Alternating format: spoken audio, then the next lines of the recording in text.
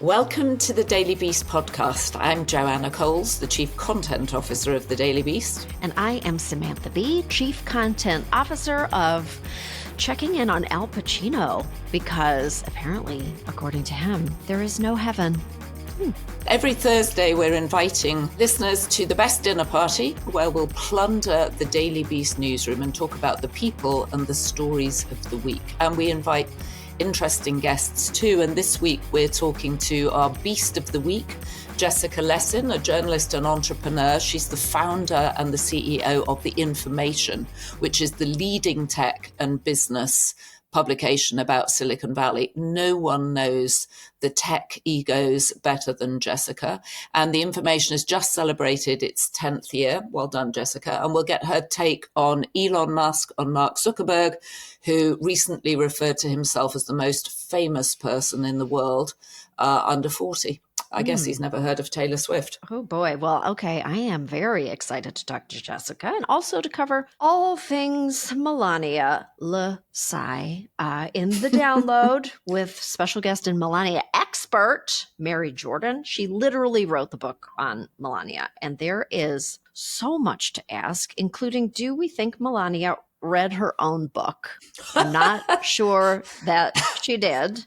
We're also going to discuss the things that we are obsessed with, such as Bibles in schools in Oklahoma, and big shocker of the day, Trump profiting off of those. This really is your weekly podcast that will make you stand out at a party. Have you ever had a customer service experience where everything just works? It feels like we've reached that point where every customer experience should feel that seamless. And you're in luck, because Five9 is changing the entire way customer experiences work. They use AI to create smarter, more informed interactions, so you can get your problems handled in a way that's more human. Five9 creates intelligent customer experiences so everything feels personalized. That's just a small part of what their tech can do. It's already changing the game for companies from Under Armour to Alaska Airlines. And you can learn more about next level intelligent CX at five9.com/beast. We are recording this on Wednesday, just as Hurricane Milton is barreling toward Florida. So we really know nothing, and it is very, very scary. Joanna, where are you right now? Because I'm looking at your background, and I know we're not in our cozy studio, and I'm in my living room. Well, you're in your living room. I'm in Napa, but I will say when I arrived, it was 105 degrees, and it's October. It's October. So it feels it's so hot that when you go out, your eyeballs actually feel like they're pushing through a wall of heat. It's an extraordinary feeling. Anyway, it's very nice to be here in the vineyards. I've been at the Women in Finance and Tech conference that The Information has been holding to celebrate the very few women there are in Silicon Valley. And it's astonishing. But there was a very interesting conversation with Marissa Mayer, who was the first female engineer at Google. And she talked about how she was employee number 20. So at the beginning, she was interviewing at Google. Okay. And she was interviewing a lot of the people. And what she realized was they were trying to build a culture of not only women engineers, but male engineers who worked well with women engineers. And she said that they'd had an interview with a guy that she felt very uncomfortable about. And she talked to someone else, another woman who'd also interviewed him. And she said, yeah, I didn't much care for him. And so they went to talk to Sergey Brin, one of the co-founders of Google, and said, look, we don't feel comfortable with this guy. And he said, all right, we'll have a third woman interview him and see what she says. And so she interviewed him. And then what they decided at the end of it was A, not to hire him, but B, that they would always have a woman on the interview panel for engineers. And Marissa said that by the end of her first 4 years, she had interviewed 2,000 engineers because there were so few women that could sit in on those interviews. And she was basically interviewing 2 people a day for 4 years. She said it was just extraordinary. That was so much of her job. But at least they always had a woman on the interviewing panel. Wow, that is so interesting. my God. Yeah. How many people attend this conference?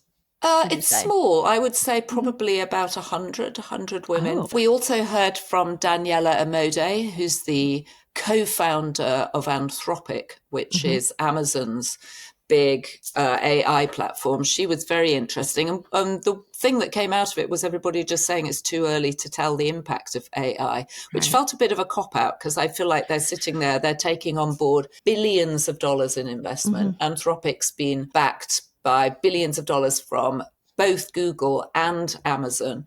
And surely they must have some kind of plan, some sort of insight. If they did, they weren't really sharing it.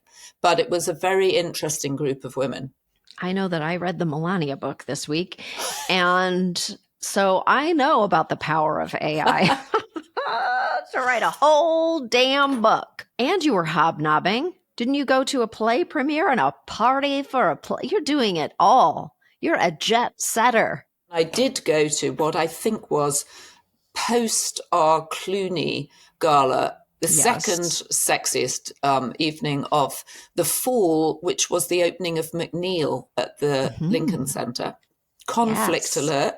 I have a great friend in the show, Melora Hardin, who played a character loosely based on me in The Bold Type, which was a TV show I executive produced. She is starring opposite Robert Downey Jr. in Ayad Akhtar's new play, also about AI. AI is the theme of our world at the moment. It's called McNeal. It's about a Nobel Prize-winning author who has a sort of slow breakdown. But what was fascinating was Robert Downey Jr. It's his first role on Broadway. And what was really fun at the opening was all his friends had come in from Hollywood to support. So I think there must have been a few private jets coming into Teterboro. You had the whole Smartless band. So Jason Bateman, Sean Hayes, Will Arnett, Justin Theroux was there. Bradley Cooper has now apparently been to see the show 3 times. Steven Spielberg was there. Yeah, Bradley Cooper's obsessed, apparently. Tom Hanks and Rita Wilson came, I know, this past week. So it's just one of those shows that Robert's performance is so good. It's so compelling. You can't look at anything when he's on the stage. So it's been a good jolt, because I feel like Broadway's been through a sort of post-COVID, it went through a bit of a slump. All the plays seem to be very thematic. And this is a play about a character, about a very flawed author. And Robert is in his element. Well, I certainly hope that you stood up mid-performance and said, Robert Downey Jr., did you know we have a podcast? And can you commit to being on it? I should have done it in the middle of the thing. Poor man, I am trying to hustle him. I am really trying to hustle him. But you have your own show. This is there's going to be another opening, which I'm very excited about. There is. Another glamorous evening. It's so glamorous. I'm doing 3 nights at the Audible Theater, which is the Minetta Lane Theater next week in NYC. And we'll add a link in the show notes if you want to buy tickets to that. It is such a self-selecting type of show, because the title of the show is How to Survive Menopause. Act accordingly. I love it. Act accordingly. If you're in it, on it, under it, adjacent to it, then you are welcome to join, because we are going to talk about some things. And I know you're going to be there, and that's exciting. I'm bringing an entire Uber of people to see it. I'm bringing an entire Uber. I'm so worried. You're going to learn so much about me and how I thought I was losing my damn mind for the first 2 years of perimenopause. And then I've since settled. So tell me the impetus for the show then. When did you start putting this together? You know what? It is a labor of love. I actually, even though no one has asked me to do this, I was working on a book pitch. Literally called How to Survive Menopause, because it's a passion project for me. It was really consequential. It was really impactful in my own life. It was a period of, still continues to be a period of like metamorphosis for me. And also I think it's really funny and stupid. So I thought, okay, I'm going to write a book about this. And in the process of writing a book about it, Audible approached me and they were like, would you like to do something on a stage? And I was like, hey, you know what? Yes. The answer is yes. So would you like to have a show about menopause in your space for 3 nights? And they were like, Sure. So I'm doing it. So is this you? But it sounds like it's going to be a very intimate show. It is going to be. It's going to be, well, if I could say this, a womb-like atmosphere. But it'll be pretty intimate. It's pretty personal, but I think it's funny, and I think it's really gonna be shocking for you. Oh wow! What were the first? Shocking is good. Way. Okay, yeah. shocking is good. Yeah. I'm buying 3 nights in a row. Then it's spicy. What were the first symptoms you had? Oh, God. Oh, I'm going to try not to say this every podcast episode, but I am Canadian. So I'm not prone to tantrums, really. I am actually a pretty measured person. I'm not really generally a hot takes type of person. And I do like to think about things and consider things. But the anger inside of me would boil. I would rage boil in a nanosecond. It was such a powerful feeling that I did think, at the end of I was throwing things like privately. My personal anger was overtaking me. I didn't demonstrate it to anybody. I never really did that in anybody's presence, but it was like a private inner turmoil. And I thought, I really need psychiatric care. This is very out of character. And I literally just thought it was because I had a really like a TV job. But no, turns out, I'm still not built that way. And I've taken care of that part of things, and I feel much better now. So what were you doing? You were kind of screaming in a room on your own? No, I just would boil. I would boil. I felt like it was like Vesuvius, like something very minor would happen. Like, when you're in the supermarket and somebody bumps their cart into you, it's just not a big thing. But inside, my inner turmoil was so fierce that sometimes I would almost black out from anger. I'm not kidding. And it wasn't like I never turned to the person and screamed at nothing ever happened. I never crashed my car. I never had road rage. That just did not happen. But inside I was like, I can't handle this. Like, I really cannot handle this. I almost couldn't. And also I got my period every 8 days for 13 days straight. Like, it was insane. It actually was insane. Like the elevator doors from The Shining. Let me just make sure I understand this. You got your period every 8. You got to say that again. For 13. Every 8 days for 13 days is how I characterize it, because it was constant. The math does not work. Don't try to figure it out. Okay. I was trying to figure it out. No. Wow, that's intense. And I find this incredibly surprising. Because really? You seem the least angry person I know. You seem incredibly measured. You're very thoughtful. You're organized. Mm-hmm. You're used to performing, so you're used to high pressure. So interesting and so scary. I think a lot of menopause is much more scary. I think I've always had it in a rage, so I might not have noticed that for menopause. But I did notice, I remember once, the time I realized that something was changing was I was giving a speech, and I was groping for a word, and it was live, and there was an audience of, I don't know, 2,000 people or something. And I just thought, I don't know what the word is. Oh my God. Yes. And also you feel with language, it's often the first sign of dementia. This is in the show. You think you have dementia. You fully think that you have dementia. Like, I remember listening to Donald Trump talk about the cognitive tests that he was taking, where he's like, chair, shoe, camel. Right. And I was like, I don't think I could pass that test. And also, I definitely cannot draw 2:30 on a clock right now.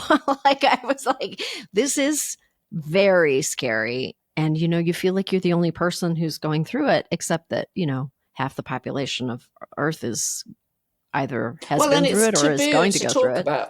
It's been taboo. It's slight movement now, but I wish this show had been around when I was going through it, because there was really very little apart from friends to talk to. Exactly. And peer-to-peer talking is actually very important, which is why I wanted to do the show, because it'll end up being an audible experience, so people can just listen to it and you can share it. I think it'll come out in the spring. And it's just good to know that you're not like wandering around in the forest by yourself. There's other people like you, and you just need to identify who they are. And the minute two perimenopausal women get together, it is all they will talk about for 2.5 Yeah. hours straight. Well, Anyway, I think this is going to be hugely successful. I'm sure it'll be absolutely so. sold out.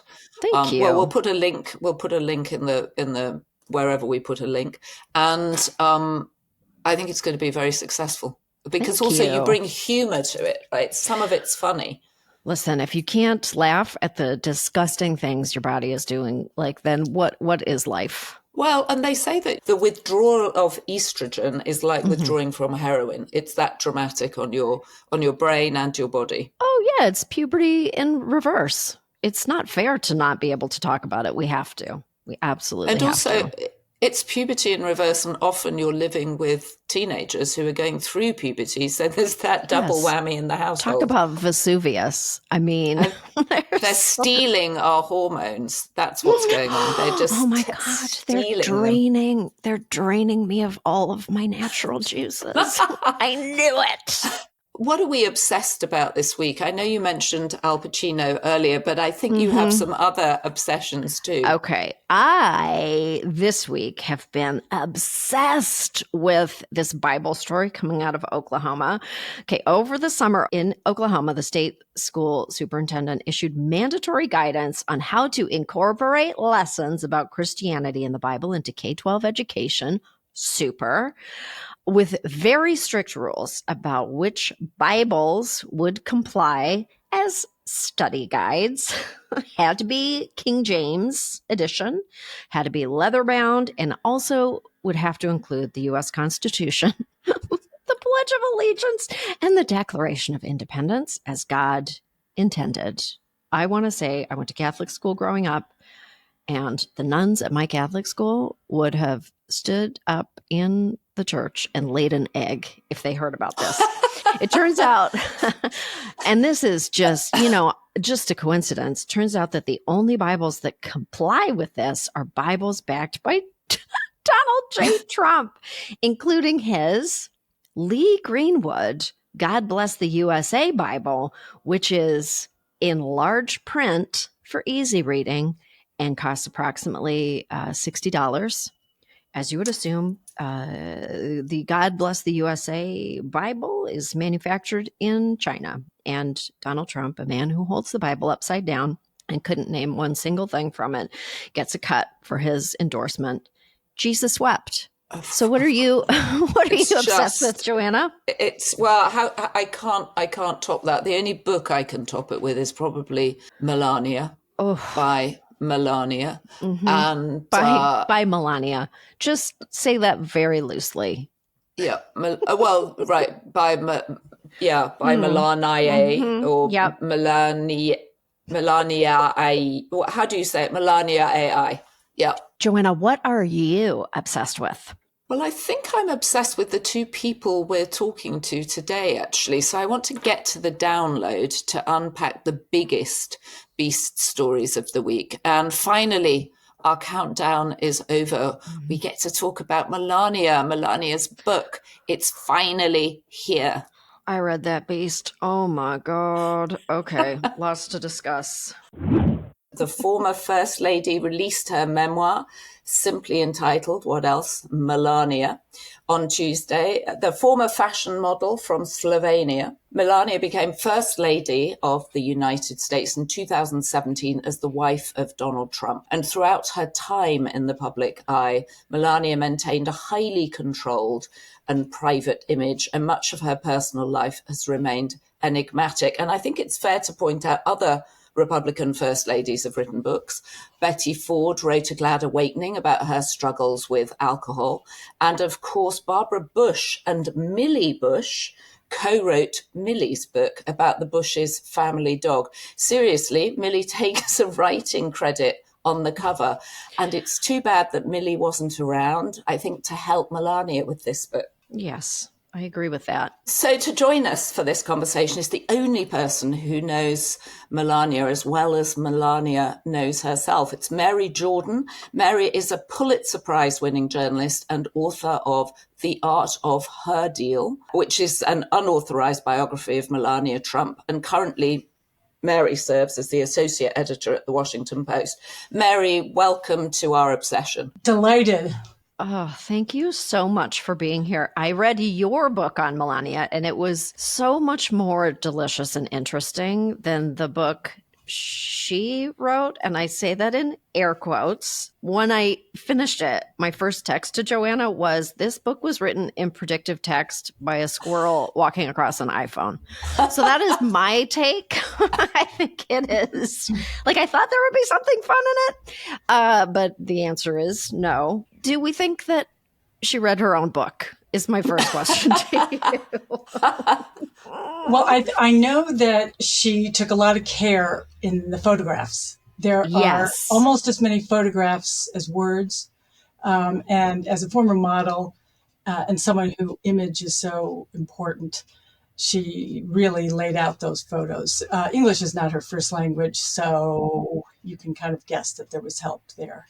Yes, based on what I read in the book, she does spend an awful lot of her time curating photos, and in fact missed much of January 6th because she was busy curating photos and nobody told her what was happening outside.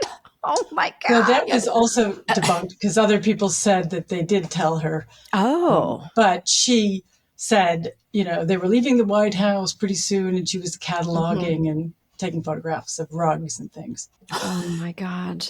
This book is so bland and soulless. It is just a travesty of a waste of paper. And all I could think of when I was reading it was, oh, right, she's a birther. Right, she's an election denier. So I really would love to hear your perspective on this book. Like, you interviewed 100 people, over 100 people for your book on her. I mean, what was it like spending that much time wrestling with her as a subject? I'm not young, and I was a foreign correspondent and worked in 3 different continents, and it was the most miserable period of my life. And I have covered very difficult things like wars. The reason is that the Trumps and Melania sue people that write about them.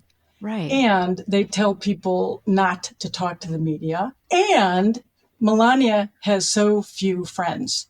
So while, you're writing about Donald Trump, who likes to sue people too, at least there's hundreds of people that had direct interaction. She is pretty much a hermit. So there were very few targets to get real information. And that's why it took so long. She spends a lot of time with her family, though, right? She was living until her mother died with her mother, wasn't she? And obviously she spends time with Barron. We know that she's now living in New York with Barron, who's at NYU. And apparently one of the reasons that the family wanted him to go to NYU was so she could move back to Trump Tower. Right. She loves Trump Tower. She built a spa in there. She came to America when she was 26 and landed in New York and has loved New York. So I'm not surprised about that. But I guess when they were in the White House, the Secret Service used to tell me that it was Melania, Barron, and her parents who were, eating by themselves, talking by themselves, always in Slovenian. Donald Trump didn't know what they were saying. The Secret Service didn't know what they were saying. It was very different. We never had a first lady who grew up speaking another language. And not like Spanish, where lots of people would be able to understand it. Slovenian's a small, small country, small language. How fascinating that. And it also the perfect way to live in the White House with Donald Trump, that you have your own secret language. Oh, the Secret Service thought it was remarkable because they didn't know what they were doing or saying. But they're very tight. I mean, so you're right. Her family was everything. So Melania speaks Slovenian with her family in the White House, and Donald Trump has no idea what they're talking about. She says she speaks other languages. 5 other languages. Donald Trump and she have said that over and over. I spent 2.5 years, 0 evidence of this. I went to Milan, where she worked, talked to people who were at dinner with her who spoke Italian, no Italian, German, no, I mean, it's just made up. And there's a video of Jackie Kennedy speaking French from the 60s. Everyone has a phone. If she were speaking one of these languages, why is there not a clip? I asked her and the White House so many times, please give me evidence. Zero. There is this streak of exaggeration among the Trumps, both her and her husband. she wasn't a supermodel. She was a runway model. I mean, I'm not knocking her. It's just why exaggerate everything? She's a fabulist. He's a fabulist. They're cut from the same cloth. She did come into the country on an Einstein, what they call the Einstein visa, though, for extraordinary talent. And her husband is an anti-immigration guy, and he's married to an immigrant. I mean, they are an unusual pair. She is so separate. Like her level of privacy, it really reminds me of a story we were talking about last week about Putin's secret family who is just like hidden away behind these walls, and they're just living their lives in a totally sequestered environment, just driving around within the property. You just never see her. She's never anywhere. I talked to some of the housekeepers, because I was trying to, who sees her? What is she doing all day? Right. And so they said that she is super content. She spends a lot of time online. She was reading, what's been written about her. She's not happy with a lot of the things that have been posted about her, which is, I think, why she wanted to put that book out. Except, of course, it's the money, really, that the book. It's really all about that because she will make money on it. And she has asked if normally if you're on a book tour, you give interviews. But she asked CNN for $250,000 for an interview. And so it's clearly a moneymaker. But in addition to that, I think she spends a lot of time by herself online. She likes to look at fashion magazines. She spends time with her son. And she's deeply content, the housekeepers say, though they thought it was weird, too. Like they said she spends a huge amount of time by herself. I mean, obviously, it's a cash grab. I mean, it makes me so sad that there are going to be parts of the country where people are like, she really does care about this. And it's going to end up being curriculum in somebody's school. I mean, that's awful. But you feel the cash grab. There is a section. Oh my God. There is a section at the end of this book where she describes her involvement with blockchain technologies and the development of 2 blockchain verticals to provide exceptional service for fans of her jewelry and memorabilia collections. And there's pictures of all the memorabilia that she sells on her websites. It's such a clear plug written by God knows who. It is actually astonishing. Just the most heartwarming stuff. There's nothing personal. Every chapter trails off. It's just like, I believe in a woman's choice for what she should do with her own body. Anyway, I don't really know what happened on January 6th, but I deplore violence. Any Hoosers. So I imagine she spends a ton of time in a sheet mask, and probably because she always looks fabulous. So I think she's lying around the White House, well, no longer at the White House, but she's lying around Trump Tower in sheet mask. She probably has a full body sheet mask because whenever you do see her on the rare glimpses we get of her, she does look fabulous. And clearly that's very important to Donald Trump. He's always talking about central casting. She is in many ways central casting for a kind of spy novel in a sense, a first lady who speaks a completely separate language to her husband and who nevertheless looks fabulous. Well, can you imagine what it's like to be married to Donald Trump? Not really. Not really. I love the fact that she used to go shopping in Bergdorf Goodman, which is, of course, where he was accused of assaulting E. Jean Carroll in the changing rooms at Bergdorf Goodman. So they have a connection there. I think in the past, when they were in the White House for hopefully the first and only time, a lot of people projected onto her this belief that she was trapped and held there against her will. Why do you think that we have such a tendency to project onto first ladies when it's very clear from your book that she is totally politically aligned with him? That, again, she's absolutely a birther, absolutely a conspiracy theorist. Why do people want to believe that she's something other than what she isn't? I think part of it is she looks so uncomfortable the moments you see her in public with him. Photographers have caught scowls, and there's some famous photo where she sees other people and she smiles, and then she looks at her husband, and so you can kind of write captions about, I'm really with this guy. Part of it is that, but she came to this country. She didn't have much. She grew up, her mom worked in a clothing factory. Dad was a chauffeur. All of a sudden, at 28, she sees, Donald Trump, and she's got a private jet. She's got houses in different places. I think that she may not know what her real politics were when she first lined up with him, but she's been grateful for him. And I think the lost opportunity in that book is she has a pretty remarkable immigrant story to tell. Right. I mean, honestly, America's all about that, right? Your mom worked in a factory, and you came to this country, and now you have gold toilets like in Trump Tower. So I don't know why she doesn't do that. Lost opportunity there. But people close to her told me that she never looks back. She wants people to think she always was like this, like a Fifth Avenue gal. Apparently, she still writes letters to King Charles. Somebody please explain what their correspondence is comprised of. I wondered if that was true, though.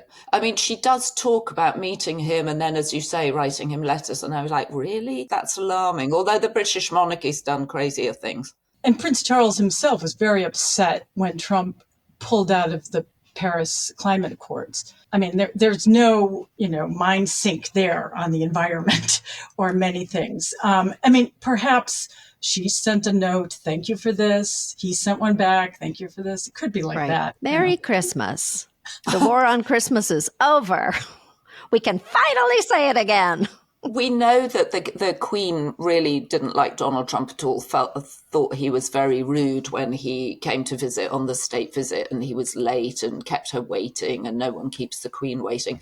But there was something in the book I thought was interesting where she discusses, or she puts to rest, the idea that Barron has autism. This is something that's gone on online. Rosie O'Donnell raised it, and Melania revisits it to say he doesn't have autism, which I thought was an interesting way of bringing her child into the book. There's also only one mention of Ivanka and Donald's children from an earlier marriage. Mary, do they get on? Oh my gosh, it was war when they were in the White House. Melania was delayed in moving in, if you remember. She stayed up in New York, and people told me she was renegotiating her prenup during that time because suddenly she had leverage. It would look bad for him if she didn't come. Ivanka took the opportunity when she wasn't there to steal some of the resources, to say she was going to have a family office. So it was like office space in the East Wing, personnel. So Melania, it was not a pretty picture with the two of them at all. How many renegotiations has that prenup been through? Donald Trump famously has written about how tough a negotiator he is. Sure. And how anybody would be stupid if they didn't have a prenup, right? And the lawyer for his second wife, Marla Maples, said he felt bad for Marla, how little she got. The people that I talked to at length said that when Melania married him, she really just wanted a nice wedding and a baby because he had already had kids from the first two. So she didn't have much. And so she had a ringside seat to how to negotiate. Mm-hmm. And the number one thing is when you have leverage, use it. So she didn't have it when he wasn't in politics, but the minute he moved in, she did. So all I know is that she negotiated. She said, I didn't sign up for this, and you want me to come to Washington. You got to do better. And you've got to give specifically more to Barron because she felt that he ignored the youngest child from this third marriage. Do you think and I say, God forbid, if they end up in the White House, I can't even say the words without, just quaking. That is another renegotiation. It gets put through. I think she's very smart. I think that I wouldn't be surprised. I just don't have the reporting on the, if there were. But I'm telling you, the main thing people don't get is she's smart. Maybe because she doesn't say that much and she's with Donald Trump and she was a model. But for whatever reason, people think, a dodo or something. And, she's not like anyone I know. She's super antisocial. I've talked to people who say they're at dinners with her and she doesn't say a word the whole night. Really? So she's extremely quiet. She's not invited to the dinner party. Well, she's definitely not invited to the podcast. But she's smart. She gets what she wants. But also, I wonder if that's because she's just used to being looked at, and she knows that she does have this sort of fabulosity to her, and that if she starts speaking, it spoils it. Though I'm impressed that she's managed to read the audiobook, which I haven't listened to yet. Though, Sam, I am going to ask you to read something around the blockchain. I do think we do need your impression. She doesn't mention it in the book, but Mary, what would be your insight into how she dealt with the whole Stormy Daniels trial? Because she was very noticeably absent, didn't turn up to support him. Furious. She was furious when she originally found out, because of course she was right after she had Barron. And also there was another woman, McDougal. Do you remember she was Playboy Yes. Bunny? Several people I talked to said just furious. And really furious because image matters to her. Like, she didn't like people thinking her husband cheated on her. It's interesting that she's quite like her husband in many ways. Like, they really are obsessed by image and how they look. And neither of them really trust other people, and neither of them need other people, not even themselves. I mean, there are obvious differences between them. She's as quiet as he is loud, but they are really quite alike. And maybe that's why they stay together all this time. But I mean, they stay together technically, but they live separate, separate Right. lives, separate bedrooms, separate states. I think that's why she wants autonomy over her own body, right? It's why she believes that women should be allowed to choose. The housekeepers said that even the rare times they're in the same house, they're not in the same room. Right. And they're not on the campaign trail together really much. And she's charging appearance fees for her presence. That's going to go down in history. I mean, the idea that she will not go when her husband's running for president, she's the prime surrogate, unless she's paid. She did it once. She got $250,000 from Log Cabin Republicans. Only time in this cycle so far that she's gone out there. It's really, and, we were talking about other first ladies write books, but not during a campaign. You don't, it's later. Like, there is an honor to running for the highest office in the land, and being first lady. I do think that these actions will go down in history as very, very, very different. Well, it does sound like she's building her own divorce fund. She knows, of all people, how close he's come to bankruptcy on so many occasions. So she's building her own stash. I heard that she was asking, when the book originally went out as an idea, she was asking $10 million for it. And she didn't get that from any of the mainstream publishers. So she's published, Melania is published by Skyhorse Publishing, which published the Woody Allen book that no one else would publish, and also RFK Jr., some of his crackpot theories. So she's with like-minded people. All I could think of the whole time I was reading also was poor Michelle Obama having to sit in that car with her and have a lighthearted conversation on the way. I can't remember if it was to the inauguration or from the inauguration, when this woman had been so involved in Trump's birtherism and had meaningfully contributed to that conspiracy. And Michelle Obama wrote in her book that it is the one thing she can never, ever forgive Donald Trump for, because it put her family in danger, in physical danger, because people said, well, Donald Trump's saying that you weren't born in America, and therefore you're illegitimate president, and therefore you should be shot. So that wasn't a small thing. And, Melania has always backed her husband up. When asked about that, she backed him up. When asked, after the famous Access Hollywood tape where her husband is saying gross things about groping women, she said, it's just locker room talk, boys talk. That was very, very helpful in October, right before people went to vote, when it was the famous Hillary Clinton. Everyone thought Hillary Clinton was going to win. That really, really, really did help. I'm really recommending to people that if they want to learn about Melania, they should buy your book and not her book. And then Joanna and I will just make photocopies of her book because we have one copy that we're passing around. Yeah, we're not going to pay for it. We're not going to pay for it. We'll just send a photocopy of it all over the country.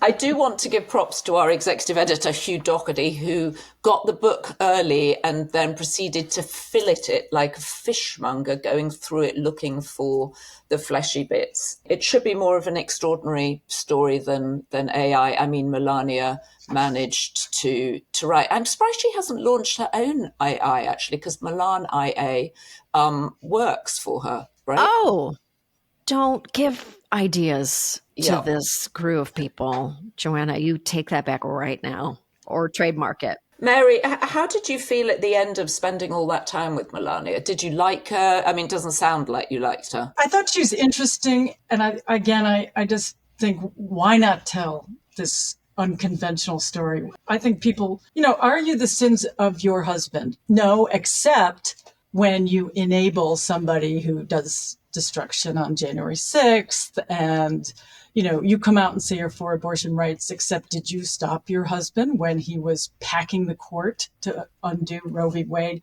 So now she's in knee deep. Knee deep. Knee deep. All right. I'm going to read she's got good knees. Good knees. I'm going to read one sentence from this, and it's going to be, I'm going to brutalize it. It's really bad. I, along with a team of experts, developed 2 blockchain verticals targeted to my audience that provided everything from supply and design to production, marketing, sales, and delivery. MelaniaTrump.com and USAMemorabilia.com. The driving force behind working with blockchain technology is autonomy. Blockchain provides a solution. What is that? It's fantastic. That's what it is. Honestly, Sam, this is your next awful. show. You should go on the road as Melania. I know you have a great show coming up, but this is your future. I think you should do it in the Situation Room. She wrote that she was in the Situation Room. So you could do a show about that. Yes, Donald inviting her in to watch the assassination of one of America's enemies as if it was a kind of Saturday night special. Yes, this book is a crime. And I'm so glad that you came on here to talk about it with us. Mary, thank you so much. Thank you. In today's world, customer experience, or CX for short, is being completely revolutionized, and one company is leading the charge, Five9. What they're doing is really interesting. They're integrating AI into customer experiences through phone calls, text, email, chat. It's all getting smarter and more streamlined, which is a big win for brands and consumers. Massive companies like PayPal and Walgreens are already using Five9 to enable top-tier customer experiences when typically you might not expect it. And because brands have seen how powerful great customer experiences can be, it tends to lead to higher profits, better customer retention, all types of business outcomes. Which is why more brands should be looking to elevate how they engage with their customers. So if you want to know how you can elevate your CX game, check out five9.com/beast. That was a really fun interview. And I feel like for me, it really closes the chapter literally on Melania and my life. I have now read her book and I have read a book about her, and I no longer care about her at all, Joanna. I don't even have a fleeting interest in her. It's like when you would get caught smoking in the 1980s and your parents would be like, now you're going to smoke 3 packs of cigarettes in a cupboard. Now do you still want to smoke? I'm like, I mainlined her. I never want to hear her name again. You are officially Melania'd out. A Melania'd. She wrung me out with her boring ass life and her bad opinions. Yeah. Well, I think I join you, actually. I feel like we're all done here on Melania. And it's like an obsession, and then suddenly you're repelled by your obsession. Yes. And you never think of it again. It's the push-pull of obsession. All right. It's a push pull of obsession. All right, so I think it's time for a change of air, and it's time to introduce our beast of the week, Jessica Lessin. Jessica Lessin is the voice of Silicon Valley and the ultimate disruptor in media. As the founder and the CEO of The Information, she's transformed how we consume tech and business news. She's a former star reporter at the Wall Street Journal who saw a gap in the market for deeply reported, subscription-based journalism, and she filled it with a publication that's become essential reading for tech insiders and beyond. If you work in tech, you simply have to read The Information. Jessica, it's great to have you on the pod. I love The Information. I read it all the time. In fact, there's so much coming at me all the time. I don't read all of it, but I read as much as I can. And I've often wondered why Silicon Valley isn't covered more. These founders and their companies have changed our lives.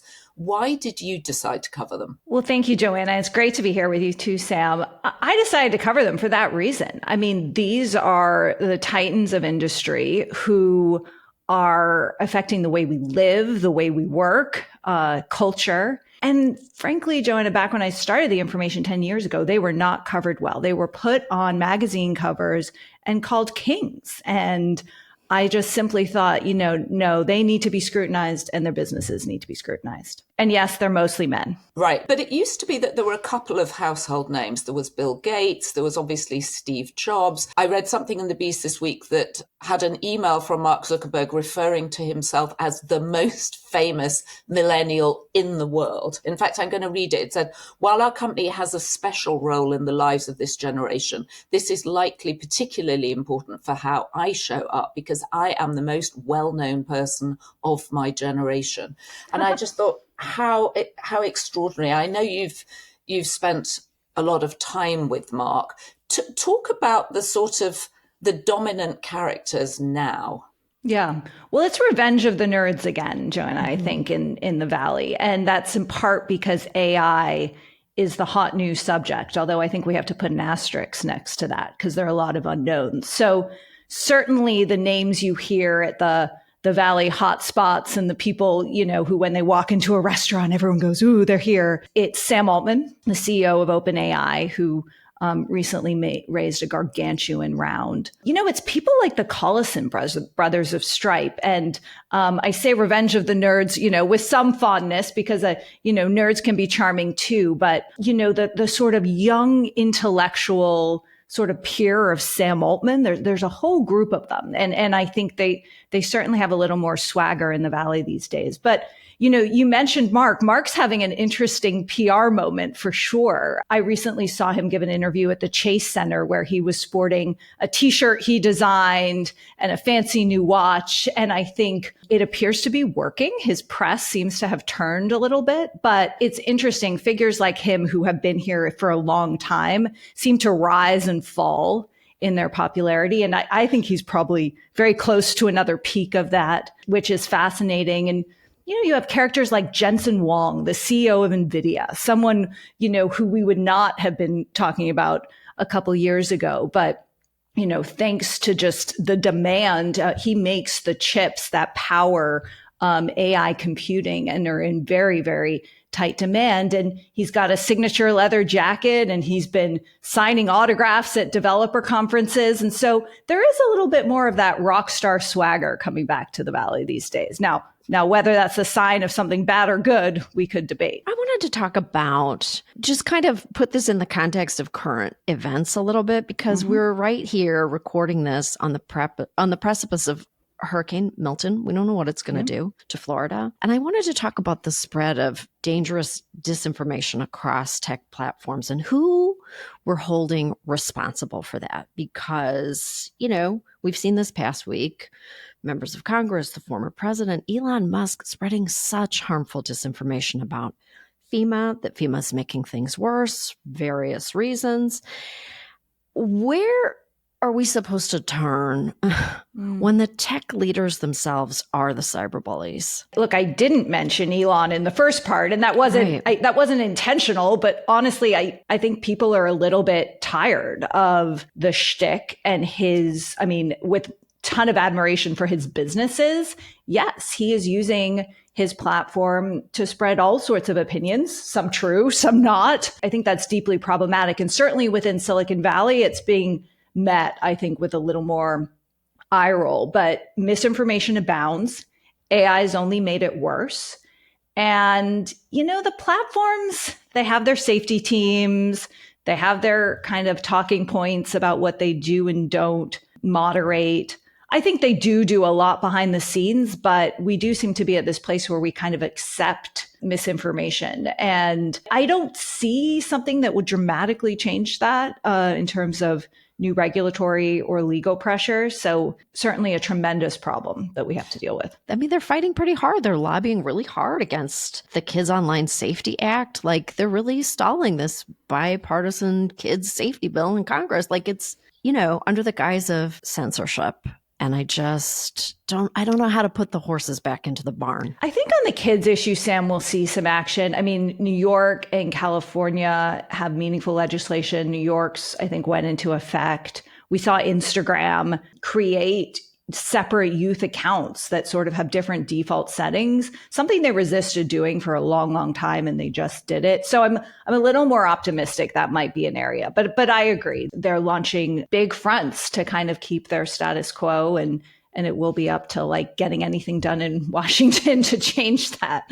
I'm still reeling from the idea that Mark Zuckerberg is designing T-shirts. I cannot imagine anyone I would less like to design a T-shirt for me. And I am fascinated by his new haircut. He's gone from the Caesar, that very severe cut. There's no cut. I mean, it's just wild. It's like, it's Mark Unleashed. Yeah. Oh, Mark Unleashed sounds so frightening. Who among them is having the most impact on the election, do you think? Potentially Elon. I mean, it's the wild card. We were at a dinner last night, Joanna, and someone joked, well, if Elon's running the State Department, and we all sort of took a deep breath. God. So, I mean, that's the wild card. And seeing figures like Mark Andreessen and Elon Musk come out so strongly for Trump was a surprise to the Valley, even though in hindsight, it makes sense given the tension with the Biden administration. And so, yeah, he's the wild card, as he is on so many subjects. Does anything that Reid Hoffman is a well-known Democrat. Mm-hmm. Is there anything he can do to offset that, or is Elon too powerful? And is the assumption that the reason that they support Donald Trump is because he doesn't believe in regulation and also for taxes? I mean, these are these are the richest people in the world. Yeah. So for Andreessen, it's crypto, and he's pissed at how Biden's handled crypto. For Elon, it's a little more complicated because both Trump and Biden have been sort of negative on EVs and tariffs.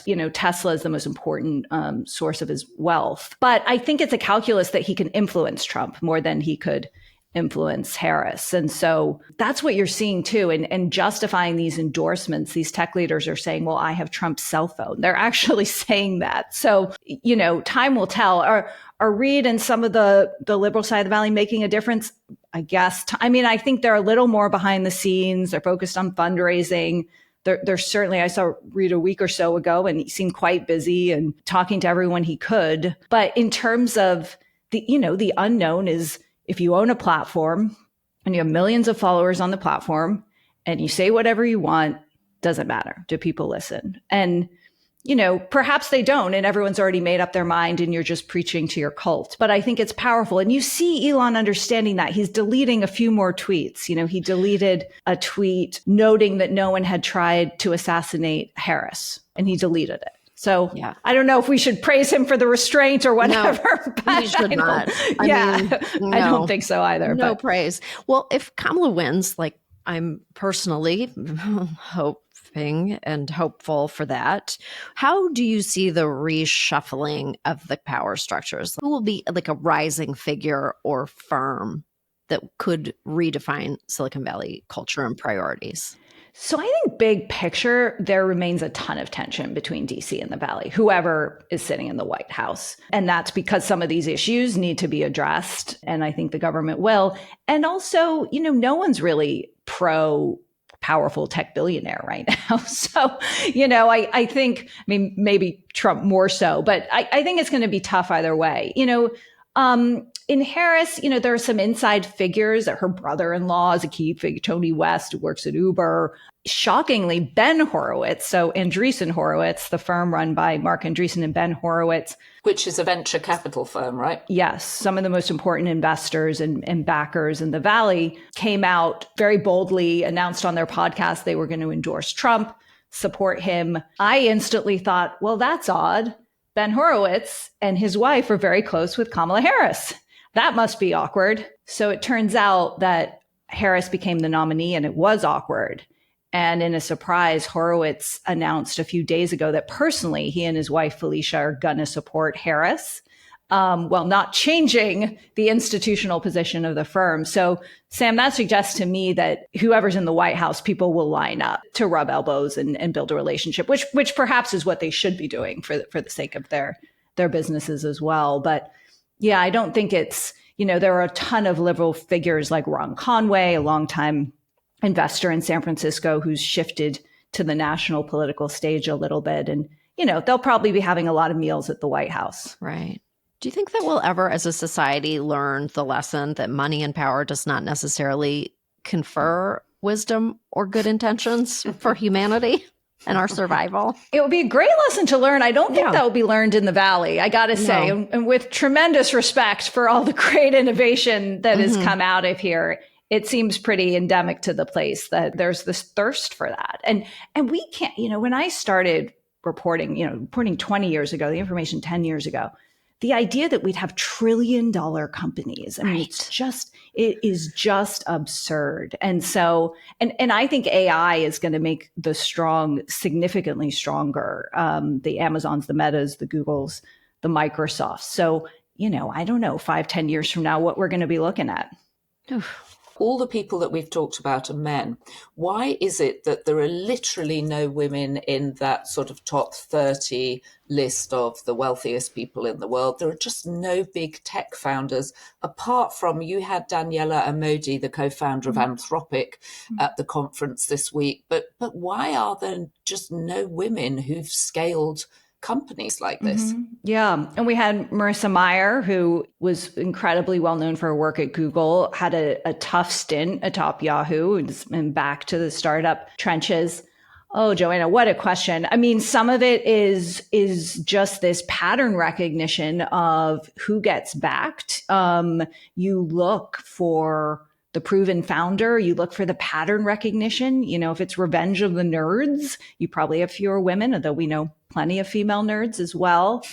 And I think COVID perpetuated that. I think everyone got a little more risk averse, a little more, ready to back people who looked like the people they'd backed before. Now, of course, it's not, if you look across the top of business, this is not unique in all the ways that women, in reasons they haven't ascended, it's much, much broader than tech. But it is frustrating. There's a lot of slide backward too, if you look at the venture capital going to female founders. I mean, it's something like 2%, isn't it? 2% of all venture capital goes to women. It's horrible. And what's really concerned me in the last 12 months is how fewer and fewer people think it's horrible. I am now going to conferences where there's not a single female speaker in tech. And some people will say, oh, well, they're not putting that token female on stage. I mean, that's the most offensive thing someone could say. But I worry that firms aren't even trying anymore because they think they have permission to focus on their core or something like that. So got to be hopeful. There's obviously tremendous talent, but I think we have to continue calling it out and calling out the companies that aren't even promoting. I mean, we had a great panel with C-suite leaders from Airbnb and Square and PagerDuty, and I thought they were incredible. And I thought, wow, these women could certainly run companies, and hopefully one day they will. Yeah, it's an extraordinary mixture of the future and the past, isn't it, in the Valley? Yes, but it can change quickly in the sense that the Valley just rides these waves, and they ride them really fast. And so, DEI, and then they were all in DEI, and now we're in more of an anti-DEI, and now, so everything just happens at super speed because the culture spreads quickly and there's that FOMO mentality. So So I think things can change quickly if there's pressure too. Well, I'm hopeful that Melania, who's leaning into blockchain, apparently, according to her book, Sam has got very excited about She and her team have built 2 blockchain verticals to optimize the customer experience on melaniatrump.com. So I think we're going to be okay. MelaniaTrump.ai has got to be a thing soon. I mean, if she doesn't own that, well, how is she not, she's got to stay ahead. Blockchain was so 3 years ago. Oh boy. From your lips to God's ears, Jessica Lessin, congratulations on what you have built at The Information, and thank you for coming on the pod. Thank you so, so much. Thank you for having me.